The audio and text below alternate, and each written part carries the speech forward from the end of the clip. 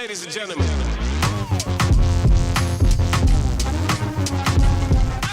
Hi, this is Pete Moore and welcome to PCMGuns. I've been waiting for this rifle for a long time. It's Mauser's M25 straight pull. Okay, this is not the first straight pull action Mauser have made. For that we have to go back to pre-2000, when Mauser, after the rebuilding of the Second World War, became a big armaments concern again, producing military and civilian sporting guns. In 1996 they came out with the Model 96, which was the first straight pull that had the Mauser name to it.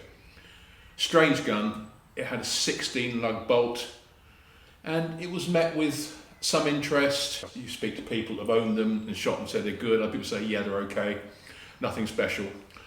But as I said, in 2000 Mauser, I think that the company was dissolved. I think they made some very bad buying decisions, and that was the end of Mauser. No, apart from of course the M98. The 96 came and went. It was taken up by a company called Rosler, who turned it into the Titan 16. It was the same action, they just did a few different things to it, and they turned it into a switch barrel, which the 1996 was not. Then the Mauser name was picked up by Blaser Group and became part of Blaser Group. And in 2003, they launched the Mauser M03. As you know, I'm a big fan, I've got one, had it for years. Great rifle. In 2012, they made the Model 12, which was much more of a standard turn-bolt rifle. Very nice, very popular, worked very well. Then in 2018 they launched the M18, which was at the time a budget gun. And then bang up to date in 2025 we have the M25. So what do you get? Well, you get three models of rifle. This is the Max, which has a laminate thumbhole stock, and also I believe the most expensive of the three. Then you get the Pure, which is a walnut sporting stock, normal as you'd expect, and the Extreme, which like the M03 and the M12 feature a synthetic stock. So that's the three options, which is pretty good. This I've been playing with. I love the thumbhole stock, but it's very nice. It would be my choice if I was shopping in this area. Price-wise, it's very good. None of these three are over £2,000, and they sit in the fixed barrel straight pull class. So just very rough price point. The Extreme, which is the cheapest of the bunch, is a shade over £1,600. Haynel's Jaeger NXT, £2,000. The Browning Morale, £2,000, and Straza's SR Solo, £1,800. What Mauser have done, they've actually placed this quite well with some nice options. As we'll see in more detail, you get standard and Magnum calibers, and you have two barrel lengths. This is a 20-inch, which is a standard gun, and that, as we shall see, will account for most of the normal calibers. And then there's 24-inch in the Magnum. Nice about it is you get three options on scope base, which fit directly to the reinforce, which is quite good. You have to pay extra for it. The Blaser QD base, there's the European rail, which this one is. I quite like it, but they're not popular in the UK. Then you get a Picatinny rail, which offers 12 and 20 MOA angle down. We don't do a 0 MOA, which does strike me as a bit odd, but hey, that's the way it goes.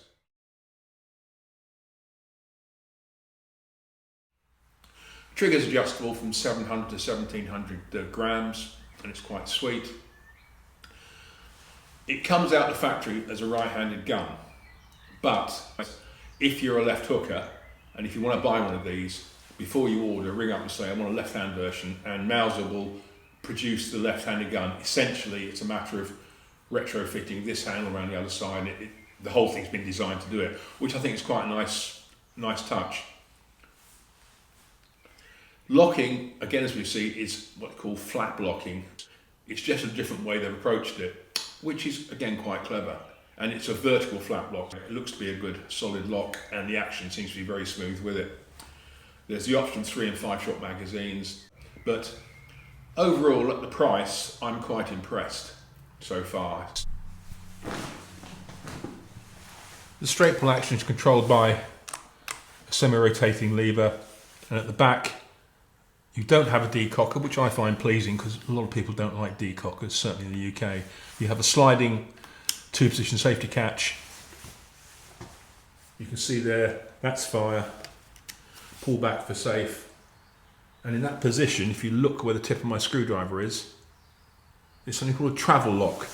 So the gun is cocked, the safety is on. All you do is leave the safety on, press the travel lock, pull back, and the action opens up. So remove the bolt, open the action, press this button here, and what you do, you pull the bolt assembly backwards and lift it up ever so slightly. So it's press, pull, lift up, and out it comes. The trigger is adjustable from 700 to 1700 grams, which is quite, 700 is quite light. It comes set at 700. I found it very light and a little bit unrecognisable. If you want to adjust the trigger, you need to take the scope off. This one's on a European rail, which is a pain to take off because it's all bolted up inside. But basically, I would recommend if you get one of these rifles, before you put a scope on it, you can work out what the trigger is to be. Right, so if you put the safety on, you can see the travel lock there a lot easier. And the adjuster screw sits underneath that travel lock, and you require a very small slot head screwdriver. I think it's 2mm. So what you do, once the scope's off, you come down, locate the screw, and you rotate it clockwise or anti-clockwise to increase or decrease the weight. And I pumped it up to about probably 1200 grams roughly, and it actually gave me still a very good pull. But what it did do, it gave me control, where at 700, which is a nice break, it really is just a little bit too light. So the furniture is laminate, as you can see, nice thumb hole stock, which is great. These two here, adjustable comb, bring it up and down, again, it's good. Once the comb is up, and you want to take the bolt out, sometimes you just have to put the comb back down again. Pistol grip's nicely checkered, go forward, massive reinforce on the barrel, that's the fore end. Fore end's also checkered, rounded, QD sling studs. Small to weight barrel is 20, this is a 20-inch gun. This rifle's in 308. And all guns come threaded 15x1. Trigger's nice. Fair bit of plastic on this. The bolt assembly is covered in like a plastic skin or outer. This is all polymer. Bottom metal's all polymer. The magazine, this is the 3-shot, sits here. Single column unusually. I thought they might have cut the magazine off the M12. But they don't, because that's a double column. This is the 3-shot that comes out the box. Press it down. As you can see, it's a long action, all one action length, with just a filler at the back to accommodate between a 308 and a 30-06. But it clips in quite nicely. 2 buttons there. So this is the European rail mount. If you look at this section here, there's 2 bolts that actually bolt this directly to the reinforce. But overall it's handy, it feels good, and I think my one need will be like a little bit more barrel length. Perhaps not in 308, but certainly in 6.5s, some of the other calibers. Whereas the Magnum has gone the other way and produced a 24-inch barrel, which is what you need. And I honestly think things like 30-06, 6.5 do need a bit more tube to get the best out of them. Here we see details of the bolt head. As with the M12, it has twin ejector plungers, which is always good. They really do power the rounds out. That's the extractor there.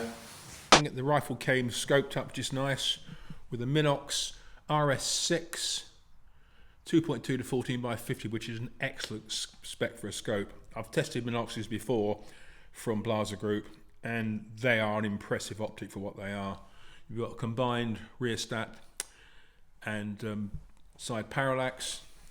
Up front is the Sauer, I think it's Frere and Devic moderator. It's a reflex type, so that should be quite interesting. But This is the whole thing, how it would be rigged up, and I've got to say, I've got more than enough scopes, all Swarovskis and Schmidts and the rest of the good stuff, and Zeisses, but I think if I was shopping again, then this Minox really impressed me, given the price and the quality compared to its competition. Okay, this is a standard 3-round magazine. As it's single column, it loads from the front, so you push it in and down so it clears the feed lips and push it back. You take the weight, next one in, push it back, third one in, push it back, and you're done. Something I did notice about this, because some people might take it hunting with a full mag in and the bolt closed. That's just something to do, I don't know. But if you try to put the mag in when it's full on a closed bolt, the back end gets in, but you cannot push the front end in. So what you've got to do is, you've got a full mag, you've got to accept the fact you need to either drop a round out or chamber it. So goes in, locks, and if you watch, this is surprisingly smooth to shoot. I was expecting a bit more boot because I'm using a Barnes match round. Just hadn't have some of these. They're 178 grain bullet, and they're 308. They can be a little bit barky, but this seems to take it very well. So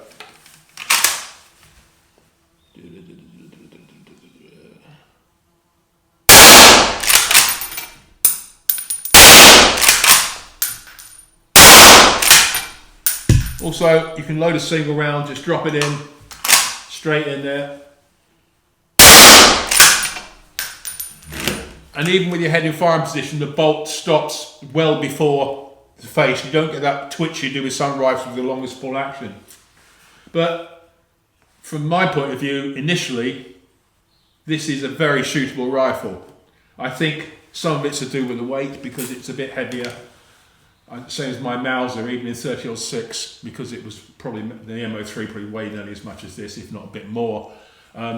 It was just very stable to shoot. As I said before, the M25 uses a flap type locking system, where two angled flaps are pushed left to right or up and down to lock into the barrel. Here we see the top flap lock, and there's one below. It's hard to see, but it's there, and they're set at 6 o'clock and 12 o'clock.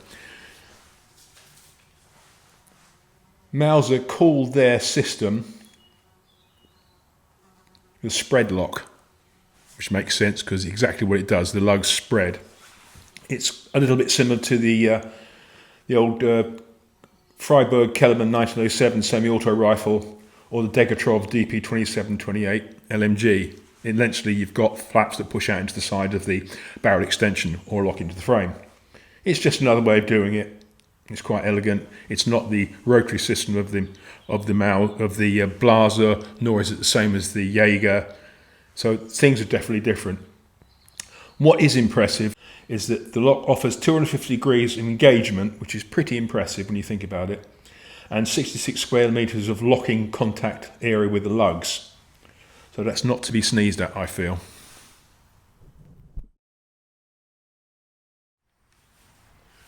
Okay, see how she shoots. Remember I said action open for a full mag. Make sure it's in. Safety catch.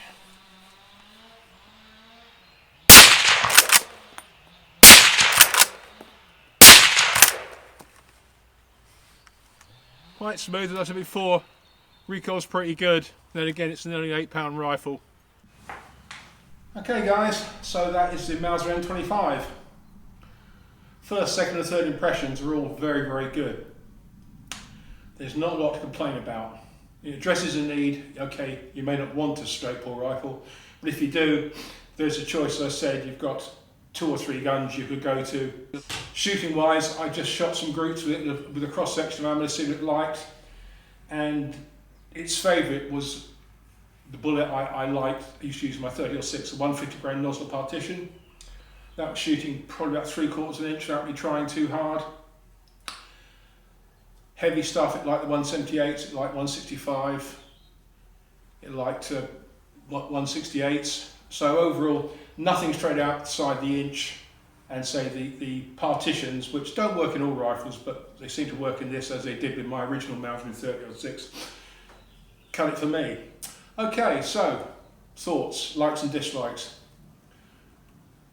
I understand people like short barrels, but I really think that it's doing the gun a disservice in some of the standard calibers like 243, Creedmoor, 6.5 Swedish, 30-06 and 857.